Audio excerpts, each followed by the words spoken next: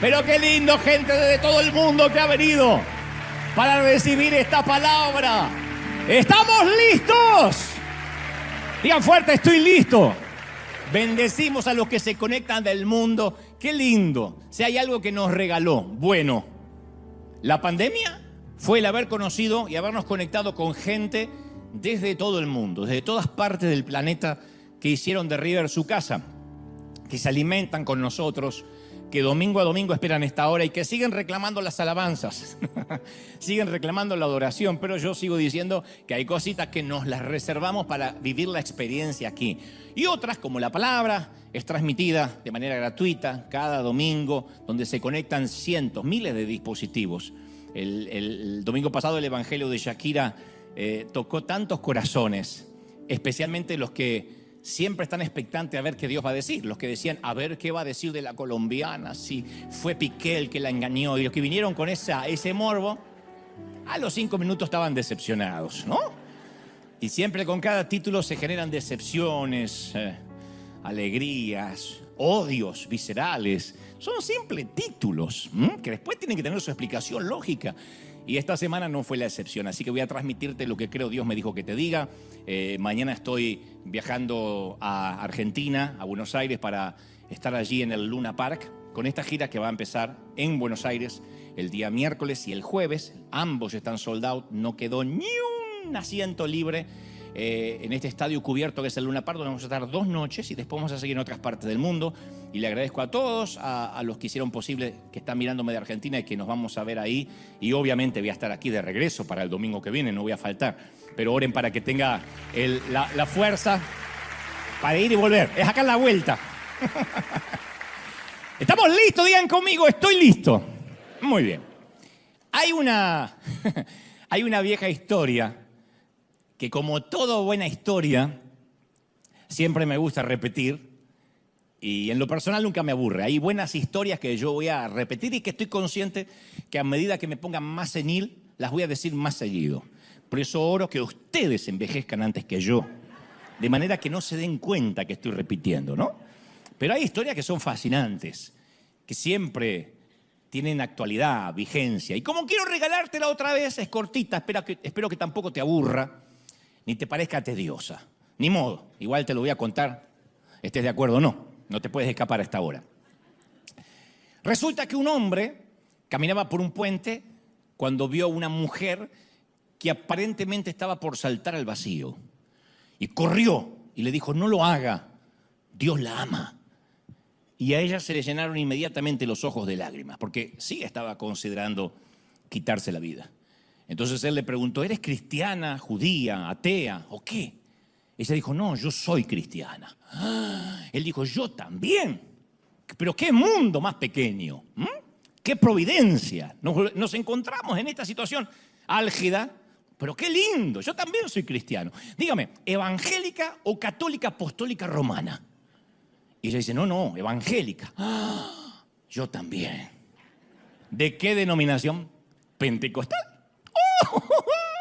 Dígame, ¿pentecostal del norte o pentecostal del sur? Y ella dice, pentecostal del norte. Yo también. ¿Pentecostal del norte conservador o pentecostal del norte liberal? No, pentecostal del norte conservador. Asombroso, yo también. ¿Pentecostal del norte conservador fundamentalista o pentecostal del norte conservador reformado? No, ¿qué va? Pentecostal del norte conservador fundamentalista. Asombroso, yo también. Pentecostal del norte conservador fundamentalista de la región de las Asambleas de Dios de Oberá Misiones, o pentecostal del norte conservador fundamentalista de las Asambleas Cristianas de los Italianos. No, pentecostal del norte conservador fundamentalista de la región de las Asambleas de Dios de Oberá Misiones. ¡Ah! ¡Milagro!, dijo él. Pentecostal del norte conservador fundamentalista de la región de las Asambleas de Dios de Oberá Misiones, que usan la Reina Valera versión 1960.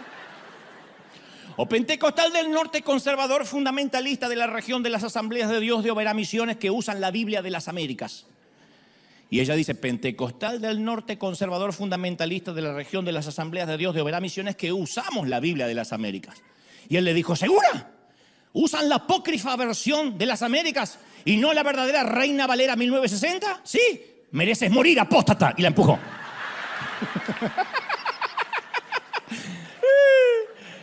No importaba todo aquello en lo que coincidían.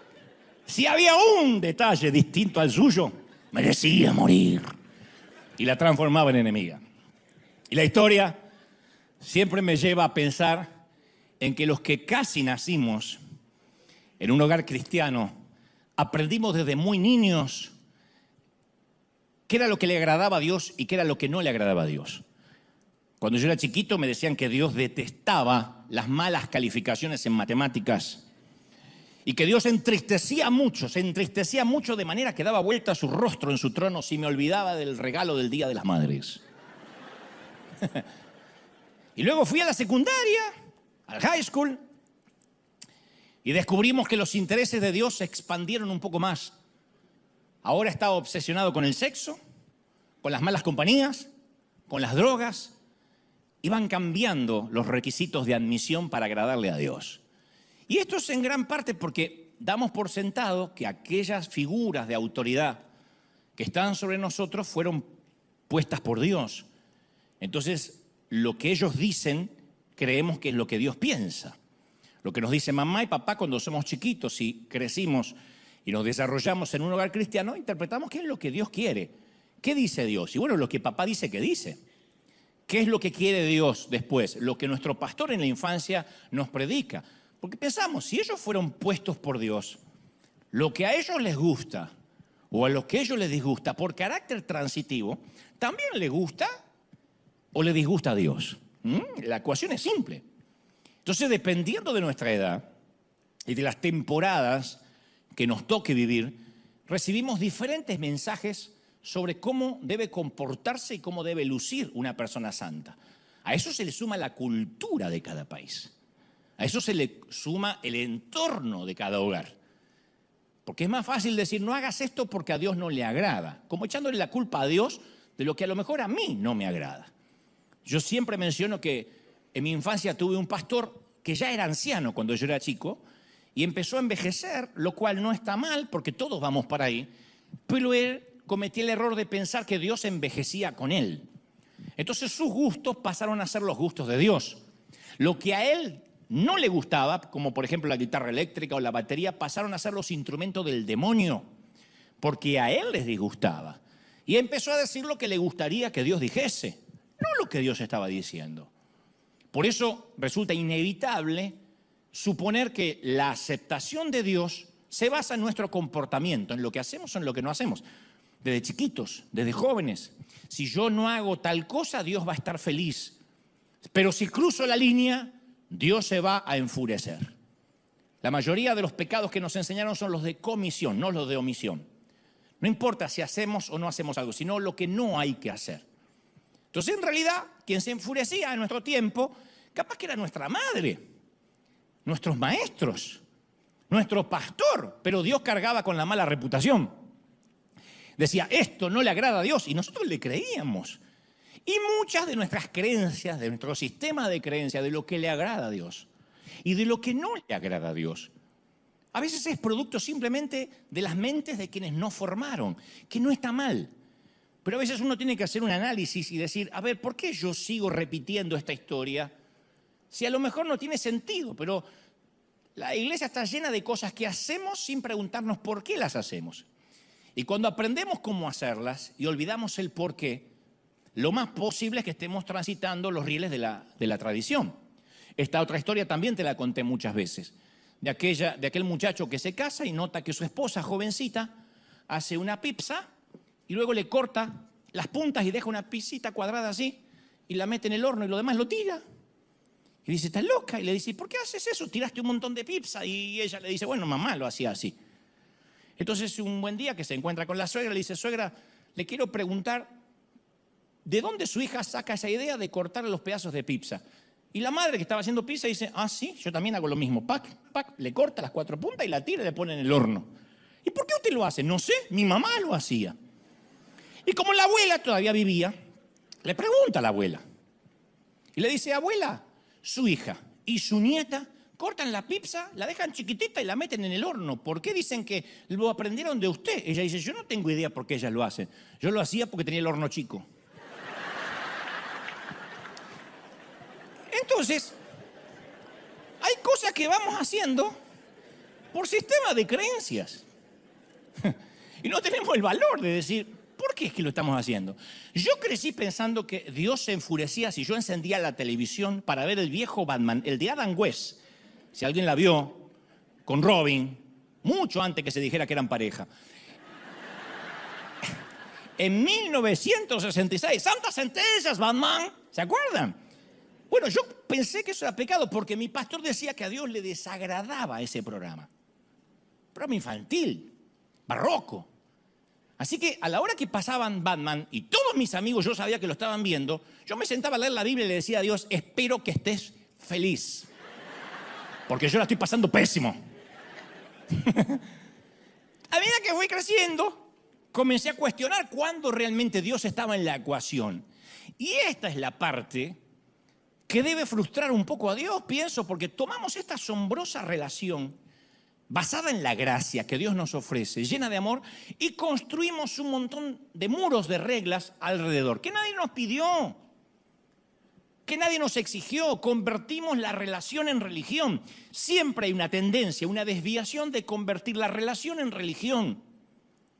Y a pesar de nuestro pasado, en algún momento le decimos a Dios, Dios, gracias por perdonarme, gracias por morir por mí en la cruz, pero a partir de este momento de mi salvación me encargo yo. Como que Él pagó el down payment, el pago inicial, y nosotros nos ocupamos de las cuotas. Y ahí nos metemos en un búnker religioso, en un monasterio lleno de leyes, de doctrinas, a las que llamamos justamente sana doctrina, que no estoy en desacuerdo con la doctrina.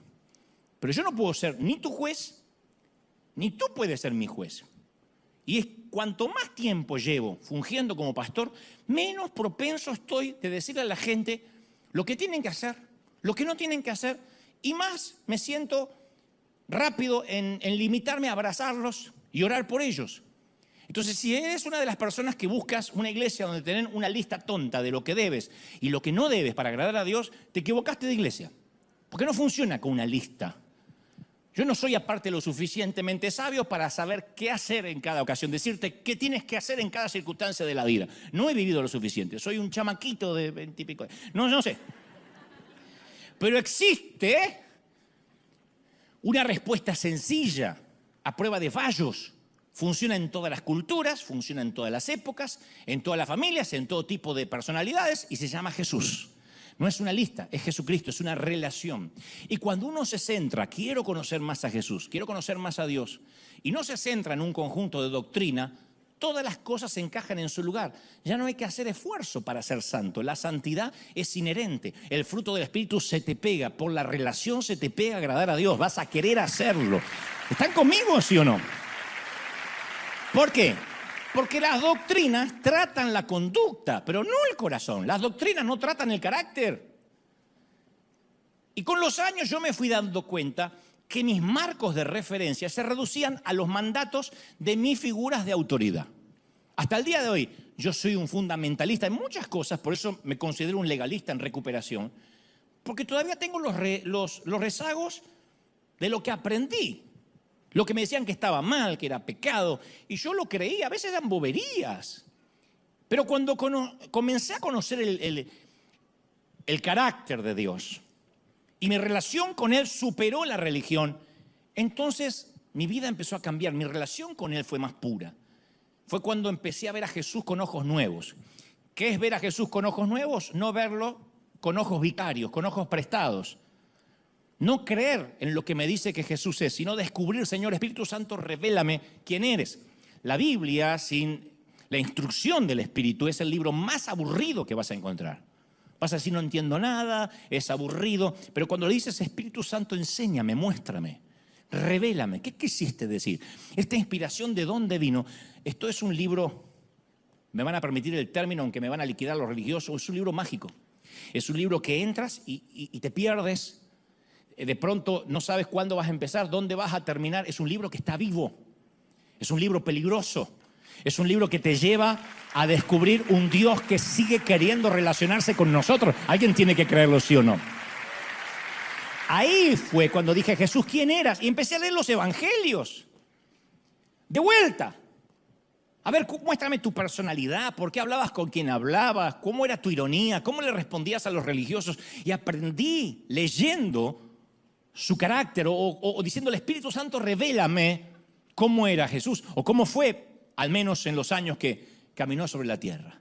Ahí fue cuando me di cuenta que Jesús no se parecía a quien me dijeron que era diferente. Hace unos meses atrás, un artista al cual respeto mucho, me contó que estaba en una crisis personal y le dije, ¿por qué no te acercas a una iglesia en tu país para buscar a Dios? Y dijo, yo no tengo problemas con Dios, yo soy muy creyente, pero no quiero saber nada con la gente que asiste a la iglesia. Y yo le dije, ¿por qué tuviste una mala experiencia? Me dice, no necesito ir, de tan solo ver cómo se tratan entre ustedes. Yo creo que a mí me destrozarían tan solo de verme entrar.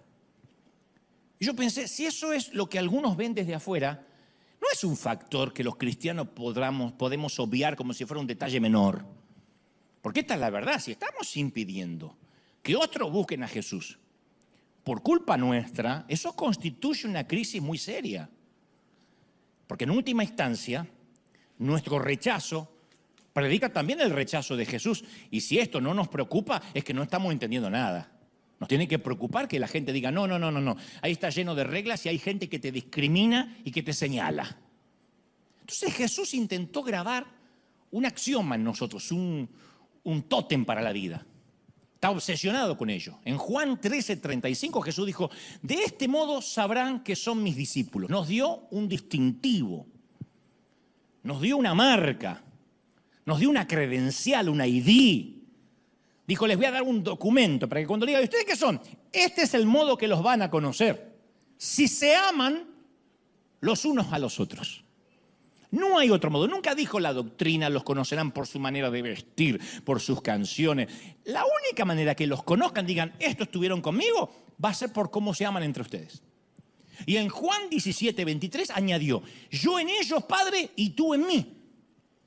Permíteme que alcancen la perfección de la unidad y así el mundo reconozca que tú me enviaste y que los has amado a ellos como me has amado a mí. Una simbiosis perfecta. Existe una correlación muy clara entre cómo nos tratamos unos con los otros y cómo el mundo relaciona ese trato a cómo es nuestro Dios. Si la gente quiere saber de nuestro Dios, no tiene que escuchar un mensaje nuestro ni nuestras canciones, nos tiene que ver actuar en la semana. ¿Qué deberían deducir los inconversos, los ateos, los agnósticos de nuestra manera de tratarnos y de amarnos unos a los otros? Número uno, que obviamente le pertenecemos a Jesús, porque ¿qué otra explicación existe para una comunidad que se ama tanto? No sabés cómo se llama esa gente. No vi a uno de River hablar mal de otro de River, nunca. No vi ninguna vieja, ninguna hermana enojada porque le quitaron lugar en la fila, no vi. A una le pidieron el asiento y a pesar de que había estado de temprano, dijo, ¿cómo no? Si es por un alma nueva y se levantó. Esto es sobrenatural. Nunca había ninguna llegar al café o al bookstore diciendo, vengo a buscar la mía. Lo grito, no. Es gente que está llena de Dios y de amor. Entonces, deberíamos ser tan convincentes que los demás lo interpretaran como, wow, esta gente es sobrenatural. Eso es lo que dijo Jesús. Que nos vean y digan, esta gente no pertenece acá, porque si pertenecieran acá estarían preocupados por la inflación de Biden, o si en México por AMLO y en Argentina por quien esté en el gobierno, que no sé quién está. No, que tengo que ir esta semana, sí sé quién está, pero a veces uno duda. Deberían decir, esta gente pertenece a Dios. Y según la tarjeta de presentación de Dios, ¿cuál es la tarjeta? Es el amor. Si las personas reconocen que al observarnos está Dios en nosotros, significa de que ese es el evangelio en su esencia. Y si no reconocen el amor en nosotros, no reconocen a Dios, entonces es que nos desviamos de una manera trágica. Número 2, tienen que ver que Dios nos ama mucho. Deberían deducir y decir, estas personas son gente muy amada y están imitando al Salvador. Y si están imitando a su Salvador, debe ser un buen Salvador, porque mira lo amado que se sienten, la amada que se siente. Porque la gente amada, ¿qué hace? Perdona, alienta, sirve, edifica, porque son preciosas para alguien. Viven dentro de un extraño paradigma o paradoja que es primero los demás. Se saca, ¿qué gano yo con esto? ¿Y a mí qué me dan? Se saca el egoísmo porque está lleno de Dios. Eso es algo que solo la gente segura hace, la gente amada. La gente amada y segura dice, no importa lo que yo gano, yo quiero que el otro sea bendecido. El ateo debería vernos y decir, ¿esto no significará que Dios también podría amarme a mí? Yo quiero esa vida. Entonces, en un mundo que nos observa y que está tan lejos de estas conclusiones que te digo que son sencillas, porque no es que nos tienen que ver viviendo en un convento, un pacto de hambre, en un claustro, nos tienen que ver amar. Y si el mundo no ve esto en nosotros, yo creo que nos debería afligir. Yo siempre le pregunto a los amigos inconversos, ¿qué se le viene a la mente cuando yo le digo evangélico? Cuando yo te digo evangélico, lo primero que se le viene a la mente es un pastor a la madrugada diciendo, ¡pare de sufrir! Ya no sufra más, trae la rosa del Sarón, el aceite de Sarón. Cuando yo le digo, no pienses en alguien brasileño, sino alguien de tu país. Y esto es algo que quiero también aclarar. Cada vez tengo más amigos inconversos. Yo sé que esto le produce urticaria a mucha gente, pero cierta vez un pastor le preguntó a otro, pastor, ¿usted conoce algún homosexual o transexual?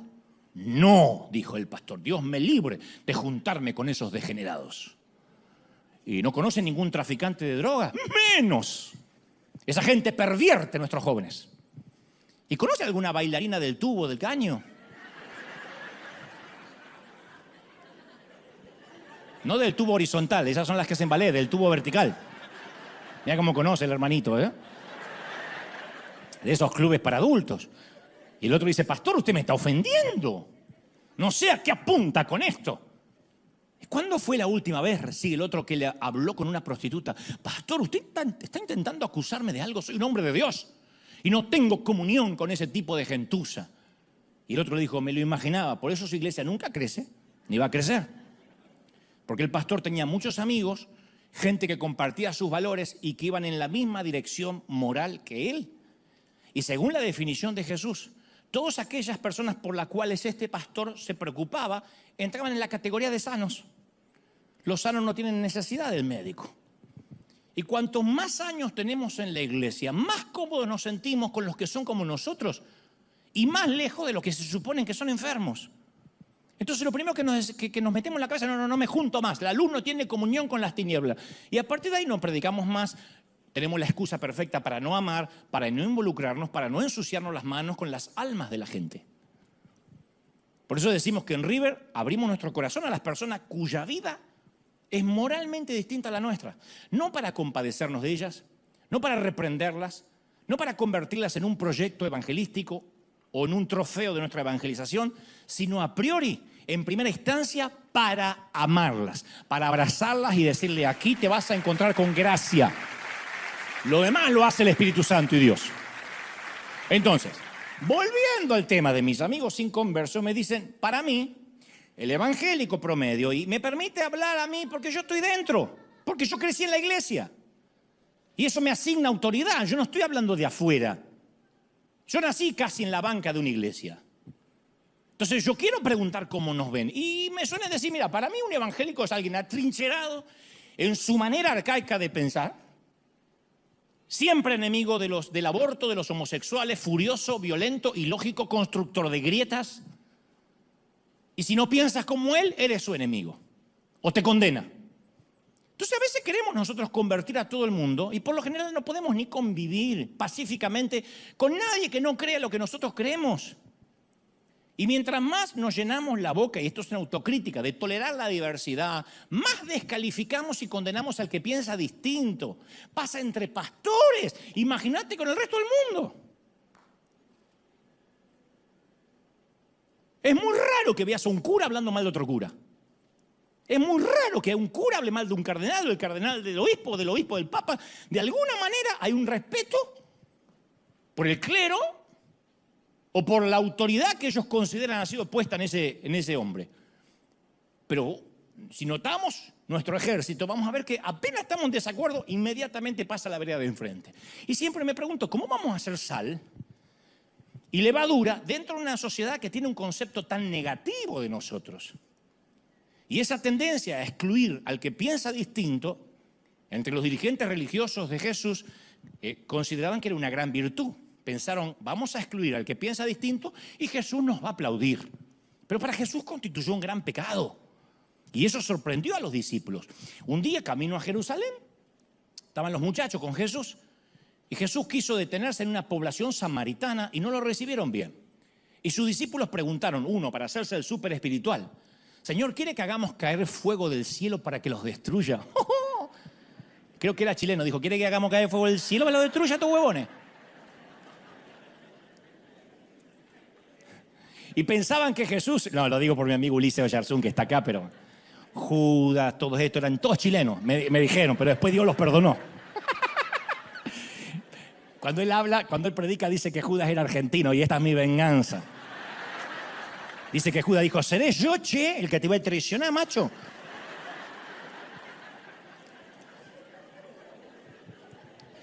¿Quiere que hagamos descender fuego del cielo? Y pensaron, esta propuesta le va a encantar a Jesús. Va a decir, qué santo que son esos tipos.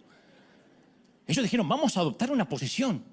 Nosotros somos los que estamos del lado de Jesús. Eran los guaruras, los guardaespaldas de Jesús. Y vamos a defenderlo y con esto nos ganamos una moneda con Jesús. Vamos a quemar a los que piensan diferente. Jesús se volvió y los reprendió. Él no necesitaba abogado. Jesús no necesita abogados defensores. Para Jesús las categorías no se dividen entre nosotros y ellos, evangélicos y católicos, perfecto e imperfecto, santo y pecador, porque esto colocaría a la humanidad de un solo lado, del lado equivocado. Lo cual no quiere decir que Jesús concordara con todas las personas, que fuera relativista, que temiera enfrentar, porque Jesús, vaya, caramba, que confrontaba, pero nunca sucumbió ante el prejuicio de la pertenencia, del grupo de pertenencia. Y continuamente comunicaba su propósito que deberían pasar al otro lado, predicar el evangelio a toda criatura. Los que ellos querían poner del lado diferente, Jesús los metía en su círculo. Entonces a veces los que venimos a la iglesia por años malinterpretamos esto. Hablamos de otras religiones, de otras etnias, de otras culturas, de otra conducta, de otra política, de otras denominaciones. Y nos permitimos cualquier licencia, que no es otra cosa que murmuración disfrazada de la palabra celo santo, con el fin de condenar al que se vaya al infierno al que no piensa como nosotros. Por eso cuando uno va a ver a Jesús con ojos nuevos, se lleva unas sorpresas. ¡Oh! Ve unas cosas que realmente incomodan nuestro sistema de creencias. Por eso el legalismo es tan popular, porque es un evangelio más predecible. El legalismo siempre es un territorio más claro. Tú vienes aquí los domingos y yo te digo cómo se tienen que vestir las mujeres, ¿ok? Y así Dios se va a agradar. Punto, se terminó el evangelio. Entonces andan unas mujeres con la falda larga acá, que le hacen juego con la lengua. Pero nadie mira en su interior, sino el exterior. Pero funciona así, dame una regla por día. Pastor, dame una regla por día. Dime que a Dios no le agrada Batman y yo no voy a ver Batman o no voy a ver Los Simpsons y así sabré que por no ver Los Simpsons yo agradé a Dios. ¿De verdad? No, es que si puedo marcar los límites voy a estar tranquilo en cuanto a mi estatus evangélico. Ese estatus que siento la obligación que tengo que defender y de lo único que estoy seguro, de que soy evangélico y que odio el aborto. No. El camino más fácil siempre es marcar reglas. Hasta para mí es sencillo predicar un sermón legalista. Porque así yo logro que la mayoría que está acá tenga culpa y pase el altar llorando. Empiezo a decir, aquellos que tuvieron pensamientos promiscuos de sexo esta semana, aquellos que miraron pornografía, aquellos que se masturbaron, aquellos que miraron el trasero ajeno, no queda uno sentado en la silla. Va, queda el hipócrita que miente, ¿no? Entonces la culpa se genera rápido, la convicción de pecado no. La convicción de pecado la produce el Espíritu Santo. No quiero ofender a mi Dios, no quiero lastimar a mi Señor. Pero ¿qué hace la regla? Confirman los que están fuera y los que estamos dentro. Y confirman la teoría de que hay gente fuera. Y es un truco barato, desde luego, pero eficaz. Si yo puedo criticar tus creencias, tus interpretaciones, tus tradiciones y doctrinas, yo aseguro mi estima. No importa si son cuestiones periféricas, porque la mayoría son cuestiones periféricas. Nadie está discutiendo la Trinidad, la muerte de cruz, su posterior resurrección. Siempre estamos discutiendo boberías, la música, la vestimenta, y las luces, y la pantalla. Pero a mí me conforta tener la razón y el otro no. Porque si yo estoy en lo correcto, entonces continúo siendo salvo. Porque estoy en lo correcto. Entonces eso es pensar que Jesús fue golpeado, torturado, crucificado, para que después intentemos salvarnos o mantener la salvación con nuestras insignificantes pequeñas obras. ¿De verdad? No podemos abaratar el sacrificio de Jesús pretendiendo reembolsarlo. No se puede pagar. Pero como no lo podemos pagar, entonces intentamos justificarnos en comparación. Bueno, menos mal que no somos como de aquella falsa doctrina. Por lo menos no somos como los otros.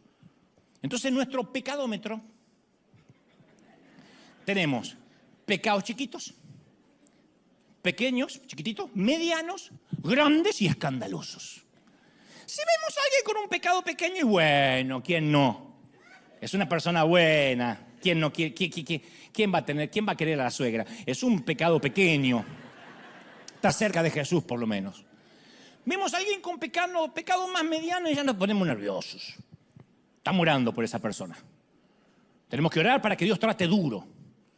Va a tener que llamarle la atención Dios en un momento u otro. Cuando nos encontramos con un pecador escandaloso, decimos, va a arder en el infierno. Ese hombre se va directo y cómo me voy a gozar. Porque, ahora, en ningún lugar de la Biblia nosotros encontramos que Dios haga distinción en varios niveles de pecado. Yo siempre digo, Él pone al chismoso en la misma lista del homicida. Chismear es lo mismo que hubiese matado a tu suegra. ¿Lo hubieses hecho? Él no comparte nuestro sistema de evaluación. Para Él todos los pecados son igual de malos y todos los pecadores merecen el mismo amor y el mismo perdón. Todos los pecadores, chiquitos, medianos y grandes. ¿Sí o no? Ahora, es evidente que cada pecado tiene sus diferentes consecuencias. Por algunos te pueden meter hasta en la cárcel, otros te pueden romper la cara, otros no se van a notar. Pero el Señor llama pecado, pecado. Al pecado es pecado independientemente de las consecuencias legales o naturales que puedas tener. Por eso tenemos que tomar conciencia que dentro de nosotros siempre hay un fariseo intentando salir. Tan pronto vencemos una debilidad, nos ponemos en la vereda de enfrente de esa debilidad y somos el mayor crítico de quien tenga esa misma debilidad todavía que nosotros acabamos de vencer hace poco. A un ex chismoso, el que más bronca le da es el chismoso. A un ex indocumentado hispano, el que más bronca le da es un indocumentado. Trabaja en la migra.